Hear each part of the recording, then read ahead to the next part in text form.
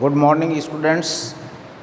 हम चैप्टर पढ़ रहे थे डाइजेस्टिव सिस्टम ऑफ ह्यूमन, जिसके अंदर हमने पिछली 5 क्लासेस के अंदर elementary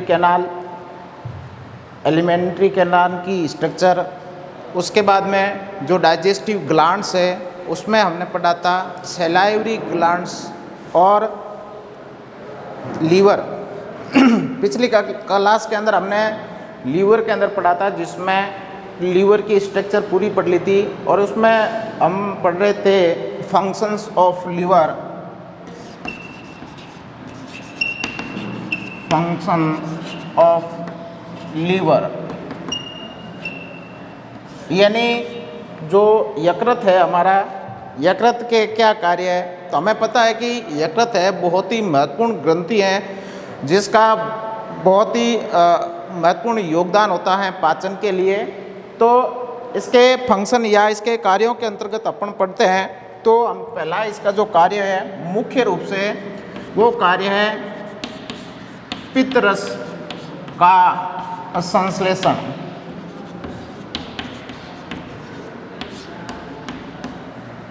synthesis of bile juice. पित्तरस, यकृत का जो मुख्य कार्य जो होता है वो पित्तरस का संश्लेषण होता है। पित्तरस जो होता है वो एक क्षारीय हल्का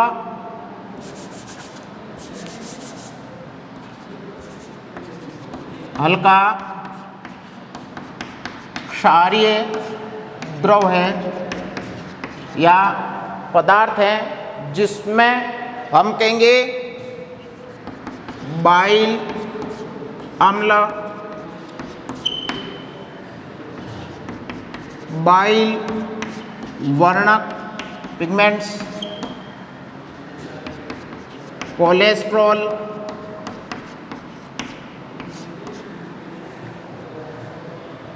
लेसिथिन व लवण पाए जाते हैं, लवण पाए जाते हैं। यानी हम कहेंगे कि जो यकृत के द्वारा पित्तरस का स्राव होता है उसमें बाइल अम्ल, बाइल वर्णक, पित्त वर्णक, कोलेस्ट्रॉल, लेसिथिन व लवण पाए जाते हैं। पित्तरस का जो संश्लेषण होता है वो हम कहेंगे यकृत की हिपेटोसाइट्स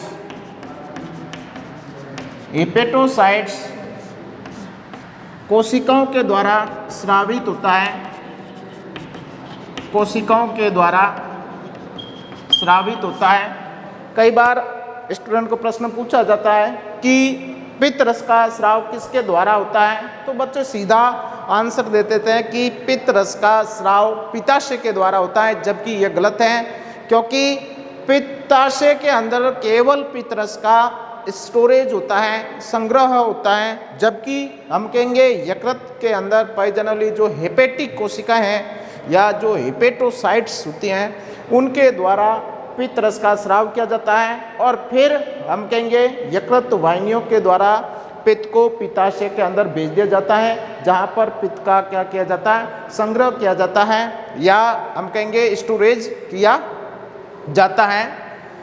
उसके बाद में हम कहेंगे कि ये जो वर्णक जो होते हैं, बाइल वर्णक होते हैं, ये हम कहेंगे आरबीसी के विघटन के द्वारा प्राप्त होते हैं। आरबीसी के विघटन द्वारा, जिसमें हम कहेंगे बिलिरुबिन व बिलवर्डिन, ये जो 2 वर्णक है वो पाए जाते हैं। यह है जो पीले रंग का वर्णक होता है, जबकि बिलवर्डिन है वो हरे रंग का वर्णक है। इस पीले रंग के कारण ही हम कहेंगे मल का जो रंग होता है वो पीला हो जाता है, यानी बिलिरुबिन की उपस्थिति के कारण हम कहेंगे मल का रंग है वो पीला हो जाता है।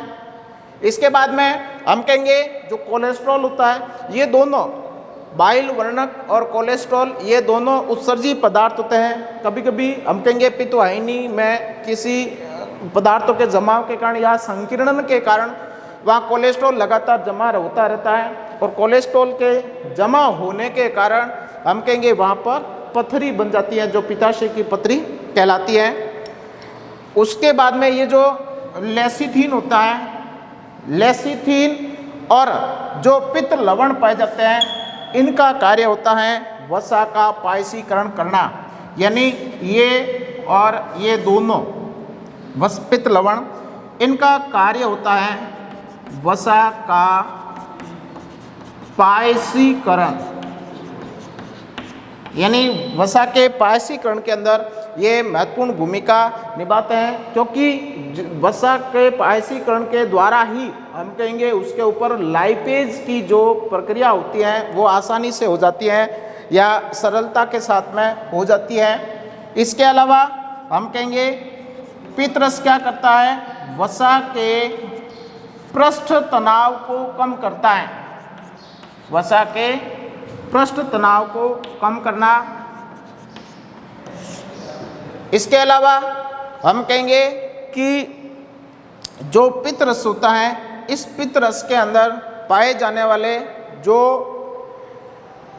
ये अपन कहेंगे लवण वगैरह जो होते हैं, लवण भी इसमें दो प्रकार के होते हैं,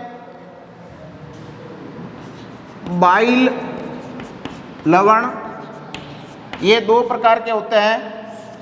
एक होते हैं अकार्बनिक लवण, अकार्बनिक लवण, अकार्बनिक लवण के अंदर सोडियम क्लोराइड, सोडियम कार्बोनेट व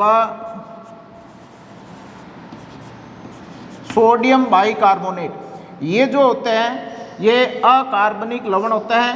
इन अकार्बनिक लवणों के द्वारा हम कहेंगे जो हाइड्रोक्लोरिक अम्ल की जो अम्लीयता होती है उसको कम करने का कार्य इनके द्वारा किया जाता है। जबकि दूसरे जो प्रकार होते हैं वो कार्बनिक लवण होते हैं, कार्बनिक लवण ऑर्गेनिक साल्ट्स जो पाए जाते हैं, जिसमें सोडियम ग्लाइकोलेट व सोडियम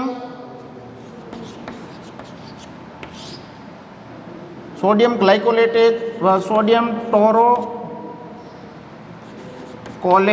ये जो है वो पाए जाते हैं। यानी हम कहेंगे कि इसमें दो कार्बनिक लवण पाए जाते हैं। तो अकार्बनिक लवणों की भूमिका होती है कि हाइड्रोक्लोरिक अम्ल की अम्लीयता को कम करना, जबकि कार्बनिक जो लवण होते हैं उनका कार्य होता है कि वसा के पायसीकरण को करना, जिसके कारण लाइपेज एंजाइम है वो इसके ऊपर आसानी से कार्य कर सके।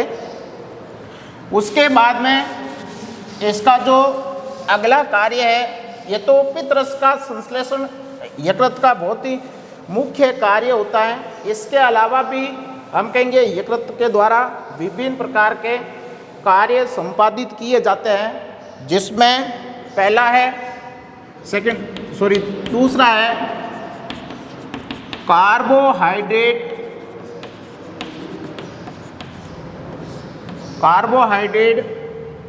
उपापचय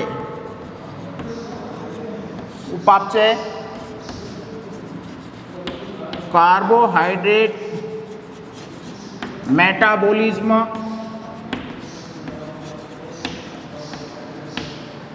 यानी हम कहेंगे जो कार्बोहाइड्रेट का उपापचय की जो प्रक्रिया होती है वो मुख्यतः यकृत के द्वारा ही संपादित किया जाता है, जिसमें हम कहेंगे विभिन्न प्रकार के प्रोसेस होते हैं। जिसमें पहला है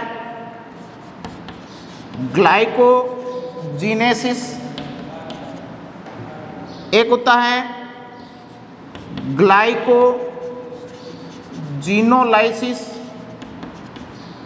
और एक होता है ग्लूकोनियोजेनेसिस।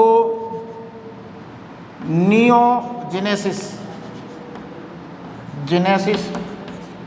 अब इनमें क्या होता है, हमें पता है कि कार्बोहाइड्रेट का जब पाचन होता है तब अंतिम उत्पाद के रूप में ग्लूकोज का निर्माण होता है। जब शरीर के अंदर या रुधिर में हम कहेंगे ग्लूकोज की मात्रा अधिक हो जाती है तो वह ग्लूकोज है, वो ग्लूकोज है वह ग्लाइकोजन के अंदर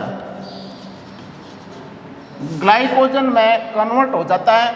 हमें पता है कि हमारे शरीर के अंदर जो पचित भोजन है उसका जो स्टोरेज किया जाता है, संचयन किया जाता है, वो ग्लाइकोजन के रूप में किया जाता है। तो आवश्यकता से अधिक ग्लूकोज है वो किसमें कन्वर्ट हो जाता है, ग्लाइकोजन में हो जाता है। तो यह प्रक्रिया ग्लाइकोजेनेसिस कहलाती है। लेकिन जैसे ही रुधिर के अंदर हम कहेंगे ग्लूकोज की कमी हो जाती है या ग्लूकोज की मात्रा कम हो जाती है तो ये जो ग्लाइकोजन है यह ग्लाइकोजन वापस किस में बदल जाता है, ग्लूकोज में कन्वर्ट होता है, जिसको ग्लाइकोजिनोलाइसिस कहा जाता है। क्या कहेंगे, ग्लाइकोजिनोलाइसिस कहते हैं। हमें पता है कि हमारे शरीर में ऊर्जा उत्पादन के लिए मुख्य रूप से कार्बोहाइड्रेट ही उपयुक्त होता है और उस कार्बोहाइड्रेट के अंदर हम कहेंगे कि जो ग्लूकोज होता है वो ही काम में आता है। तो जब ग्लूकोज की मात्रा अधिक हो जाती है तो वह ग्लाइकोजन में रूपांतरित होकर स्टोरेज किया कर लिया जाता है और जब कम पड़ती है तो वापस ग्लूकोज में कन्वर्ट होता है, जिसको ग्लाइकोजिनोलाइसिस कहा जाता है। इसके अलावा हम कहेंगे हमारे शरीर में एमिनो एसिड्स भी होते हैं। एमिनो एसिड्स ये एमिनो एसिड्स वह वसीय अम्ल, फैट एसिड्स जो होते हैं, वसीय अम्ल, फैट एसिड्स, ये दोनों किसमें कन्वर्ट हो जाते हैं, हम कहेंगे ग्लूकोज के अंदर।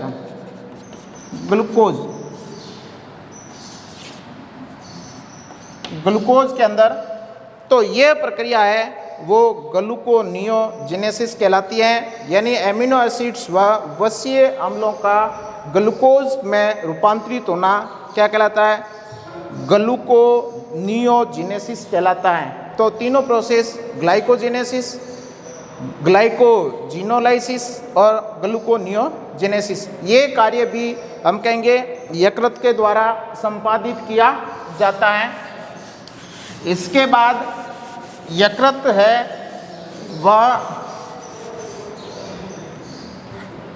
है वो अल्प मात्रा में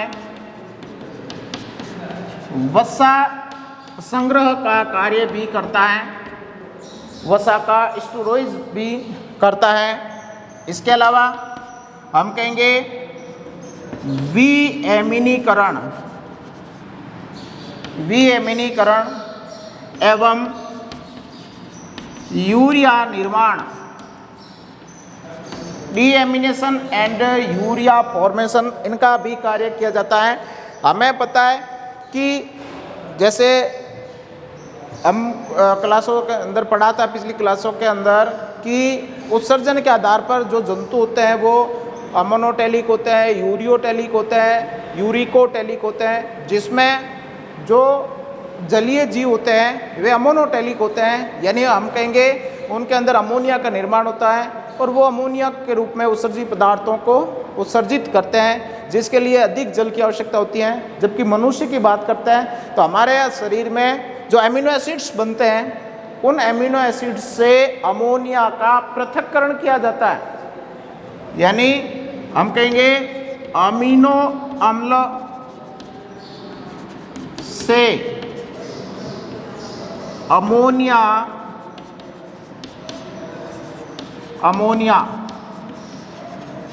का पृथक्करण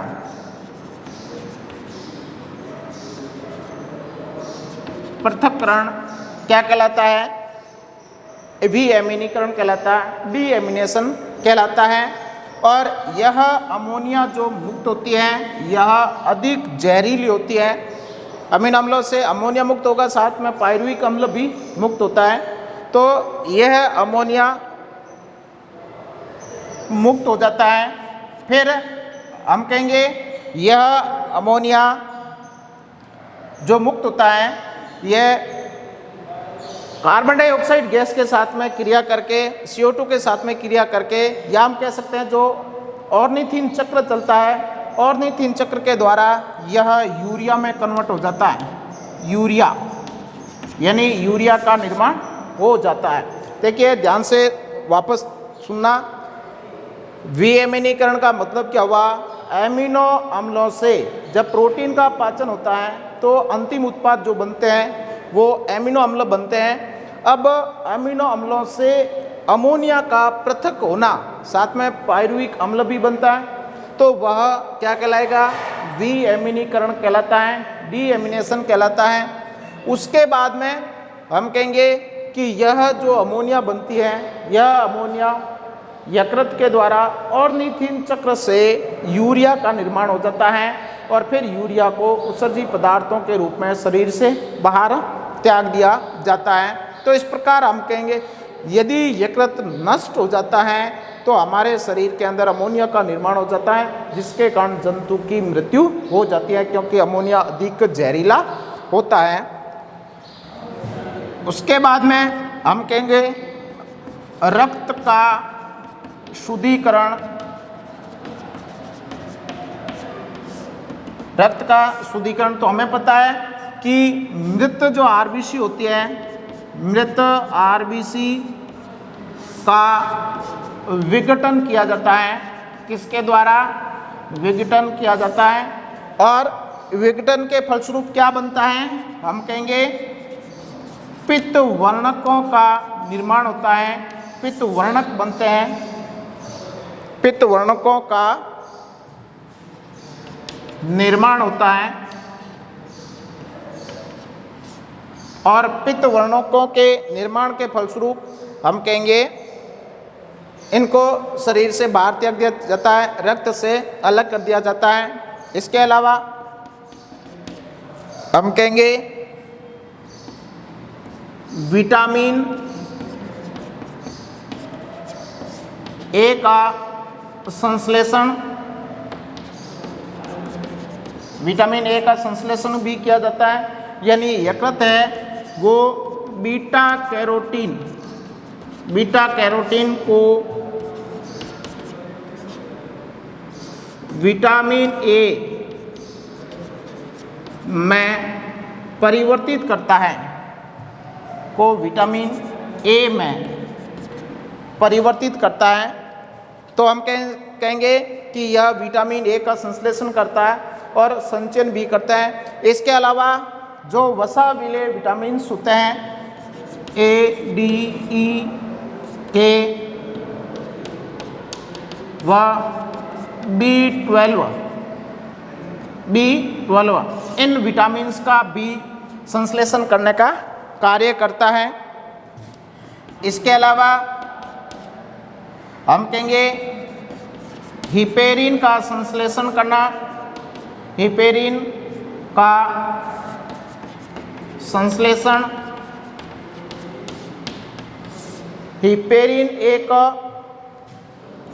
रक्त प्रतिस्कंदक पदार्थ है। तो यकृत कोशिकाओं के द्वारा हिपेरिन का संश्लेषण किया जाता है। इसके अलावा हमारे शरीर में जो बेसोफिल्स होती हैं और मास्ट कोशिकाएं पाई जाती हैं, बेसोफिल्स व मास्ट कोशिकाओं के द्वारा भी हिपेरिन का संश्लेषण होता है, जो रुधिर प्रतिस्कंदक का कार्य करता है। यानी रुधिर वाहिनियों के अंदर रुधिर जमता नहीं है क्योंकि उसके अंदर हिपेरिन पाया जाता है। इसके अलावा विष निराकरण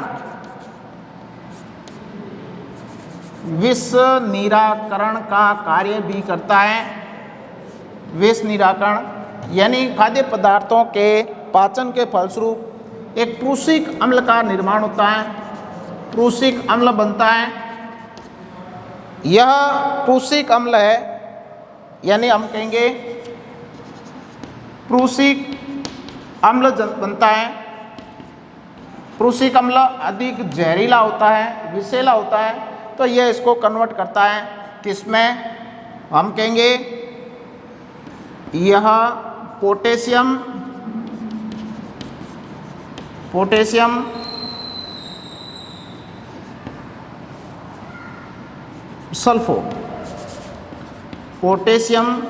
सल्फो साइनाइड में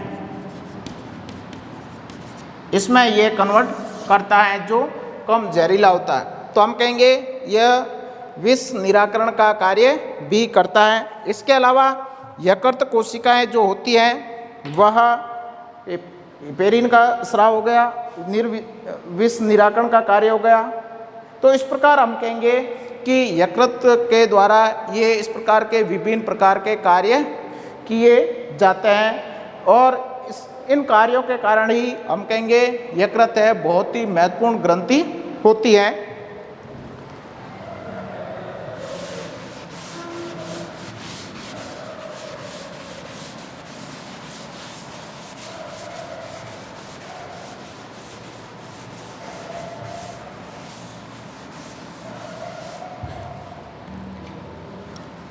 अब तीसरी जो हमारी लार ग्रंथि है वो है अग्नाशय।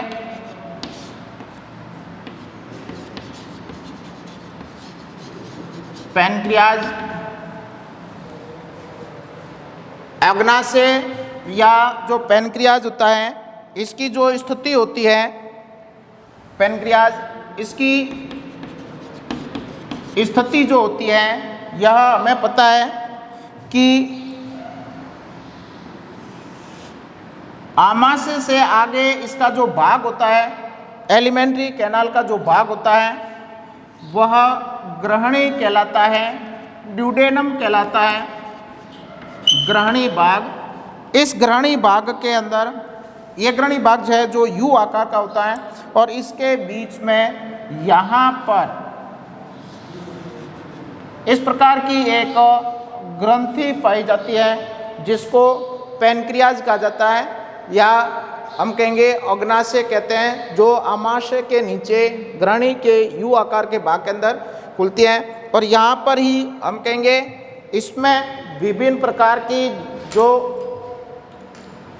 अग्नाशय वाहिनी होती हैं, यह अग्नाशय वाहिनी आकर यहाँ इसके अंदर खुलती है, यहाँ इस भाग के अंदर, और साथ ही पित्ताशय से आने वाली पित्त वाहिनी भी इस ग्रहणी के भाग के अंदर खुलती है, जो हम पहले पढ़ चुके हैं एलिमेंट्री कैनाल के अंदर, जहाँ पर यहाँ पर एक स्फिंक्टर पाया जाता है, यहाँ पर स्फिंक्टर ऑफ ओडी। और यहाँ पर ये जो पित्त वाहिनी आती है, पित्त वाहिनी के ऊपर यहाँ पे भी एक स्फिंक्टर पाया जाता है जिसको बोयडेन स्फिंक्टर कहा जाता है, स्फिंक्टर या बोयडेन अवरोधनी कहा जाता है। तो हम कहेंगे कि यहाँ पर ये इसकी स्थिति होती है। फिर इसके स्थिति यू आकार की ग्रहणी के मध्य, उसके बाद में हम कहेंगे इसका आकार की बात करते हैं तो इसका आकार अनियमित होता है, इरेगुलर होता है। रंग की बात करते हैं, कलर, तो हम कहेंगे यह गुलाबी रंग की पाई जाती है, गुलाबी रंग की।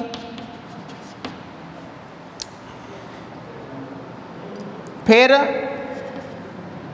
इसके वज़न की बात करते हैं, वज़न तो यह 50 से 85 ग्राम, 50 to 80 ग्राम्स के समथिंग होती है।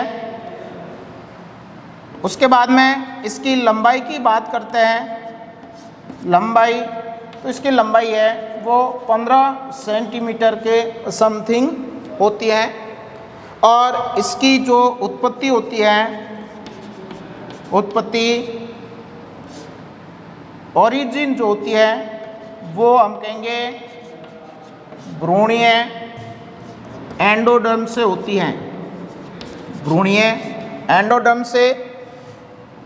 और ग्रंथि का प्रकार की बात करते हैं, ग्रंथि का प्रकार, तो यह एक प्रकार की मिश्रित ग्रंथि है। मिश्रित ग्रंथि, मिश्रित ग्रंथि किसे कहते हैं? हम कहेंगे ऐसी ग्रंथि जो दोनों प्रकार की होती हैं, यानी अंतःस्रावी, अंतःस्रावी व बहिस्रावी दोनों प्रकार की जो होती है, तो उससे हम मिश्रित ग्रंथि कहा जाता है। अंतःस्रावी ग्रंथि का मतलब होता है कि वे ग्रंथियां जो अपने स्राव को सीधे रुधिर के अंदर छोड़ती हैं, बिना नलिकाओं की सहायता से नलिकाएं नहीं पाई जाती हैं, तो उन्हें अंतःस्रावी ग्रंथियां कहा जाता है। जबकि बहिस्रावी ग्रंथियां वे होती हैं जो अपने स्राव को नलिकाओं के द्वारा रुधिर में छोड़ती है, या अपना स्राव है वो नलिकाओं के में छोड़ती हैं। तो नलिका विहीन नलिका युक्त ग्रंथियां या बहिस्रावी ग्रंथियां, और ये अंतःस्रावी ग्रंथियां या नलिकाहीन ग्रंथियां कहलाती हैं। तो अग्नाशय जो होती है वो हम कहेंगे दोनों प्रकार की ग्रंथियों का रूप होता है, यानी हम कहेंगे यह अंतःस्रावी ग्रंथि भी है और बहिस्रावी ग्रंथि की भी प्रकृति होती है। इसके बाद में अपन यदि इसकी संरचना को देखें, इसकी संरचना को, तो यह अनियमित आकार की होती हैं, लेकिन हम इसको डायग्राम के द्वारा देखें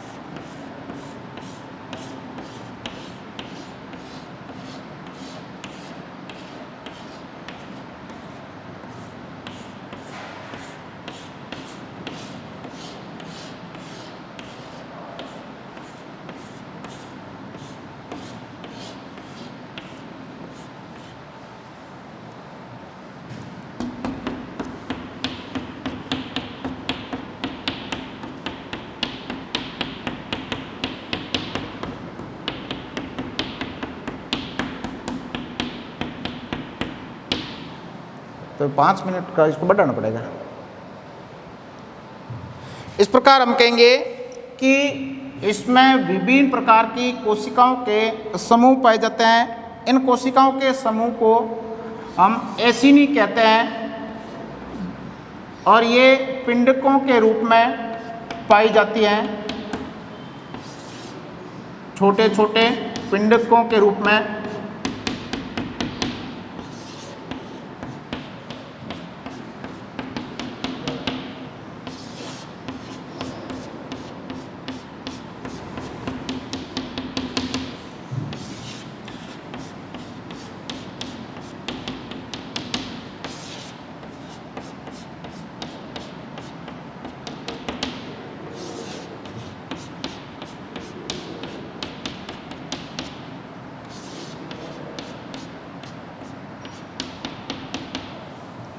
इन पिंड या समूह को हम एसिनी कहते हैं। इसके पास में पैनक्रियाटिक डक्ट पाई जाती हैं, पैनक्रियाटिक डक्ट, ये दोनों मिलकर हम कहेंगे एक्सोक्राइन प्रकृति की होती हैं, या एक्सोक्राइन ग्लैंड बनाती हैं, या एक्सोक्राइन नेचर बनाती हैं। इनके द्वारा हम कहेंगे अग्नाशयी रस का स्राव किया जाता है, और इनका जो हम कहेंगे यह एक्सोक्राइन जो पार्ट होता है यह 99% भाग होता है, यानी हम कहेंगे अग्नाशयी ग्रंथि का 99% जो भाग होता है वो एक्सोक्राइन होता है या हम कहेंगे बहिस्रावी भाग होता है। इसके बाद में ये जो एसिनी पाई जाती है, इन एसिनी के मध्य भाग के अंदर यहाँ पर विशेष प्रकार की कोशिकाओं के समूह पाए जाते हैं, जिनकी खोज है वो लैंगरहैंस ने की थी। लैंगरहैंस ने की थी 1869 के अंदर, जिसके कारण इन कोशिकाओं को हम लैंगरहैंस की द्वीपिकाएं कहते हैं। लैंगरहैंस की द्वीपिकाएं या लैंगरहैंस की द्वीप कोशिकाएं कहते हैं, जिसमें विशेष प्रकार की कोशिकाएं पाई जाती हैं या विशेष प्रकार की कोशिकाओं के समूह पाए जाते हैं, जिसको हम अलग अलग नाम से जानते हैं, जिसमें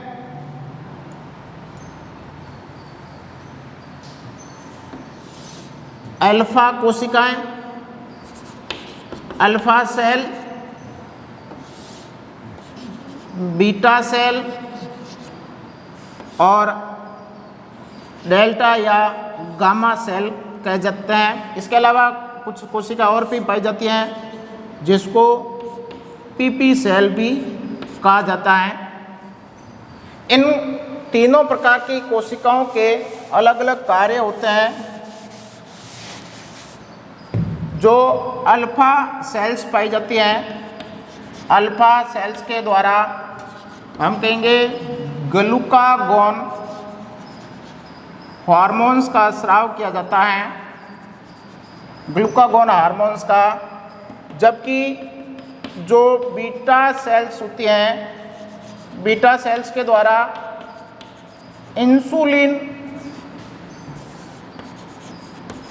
इंसुलिन हार्मोन का स्राव किया जाता है, जो रुधिर में ग्लूकोज की मात्रा का नियमन करता है। फिर जो डेल्टा या गामा सेल्स होती हैं, उनके द्वारा